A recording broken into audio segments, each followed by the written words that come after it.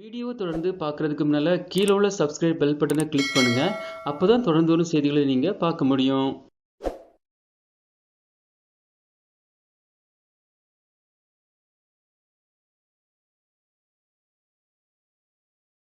இப்படியெல்லாம் கூட மரணம் நேருமா என்று இன்னமும் கதறிக்கொண்டிருக்கிறார்கள் அலிகானின் உறவினர்கள். அலிகான் ரயில் பயணத்தின் போது தூங்கிக் கொண்டிருக்கையில் நடுத்தர பெர்த் அறுந்து விழுந்ததில் உயிரிழந்திருக்கிறார். கேரள மாநிலம் மரஞ்சேரியை சேர்ந்தவர் அலிகான். இவர் இம்மாதம் 18ஆம் தேதியன்று இரவு டெல்லிக்கு சென்று கொண்டிருந்த ரயிலின் கீழ் பெர்த்தில் தூங்கிக் கொண்டிருந்தார். ரயில் தெலுங்கானா மாநிலம் வாரங்கல் என்ற இடத்தின் அருகே சென்று கொண்டிருந்த போது நடுவில் இருந்த பெர்த் உடைந்து அலிகான் மீது விழுந்தது. இந்த விபத்தில் அலிகான் கழுத்தில் பலத்த காயம் ஏற்பட்டது. அலிகானுக்கு 3 கழுத்து எலும்புகள் உடைந்து நரம்பும் பாதிக்கப்பட்டது என்று கூறப்படுகிறது. இந்த சம்பவத்தில் அலிகானின் கைகால்கள் முழுவதுமாக செயலிழந்தன.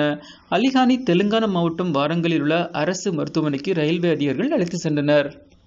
பின்னர் அவர் சிறப்பு சிகிச்சைக்காக ஹைதராபாத்தில் உள்ள கிங்ஸ் மல்டி ஸ்பெஷாலிட்டி மருத்துவமனைக்கு மாற்றப்பட்டார். அங்கு ஒரு அறுவை சிகிச்சை செய்யப்பட்டது என்றும் ஆனால் அவரது உயிரை காப்பாற்ற முடியவில்லை என்றும் பிரேத பரிசோதனைக்கு பின் உடல் உறவினரிடம் ஒப்படைக்கப்பட்டது என்றும் கூறப்படுகிறது. இந்நிலையில் நேற்றிரவு மரஞ்சேரியில் உள்ள அலிகான் வீட்டிற்கு உடல் கொண்டுவரப்பட்டது. அலிகானுக்கு திருமணமாகி ஷகிலா என்ற மனைவியும் ஷாஜா என்கிற மகளும் உள்ளனர். அதேபோன்று அலிகான் கேரள மாநிலம் செக்கனூர் மாவட்ட மலலவியின் மைத்துனர் என்பது குறிப்பிடத்தக்கது.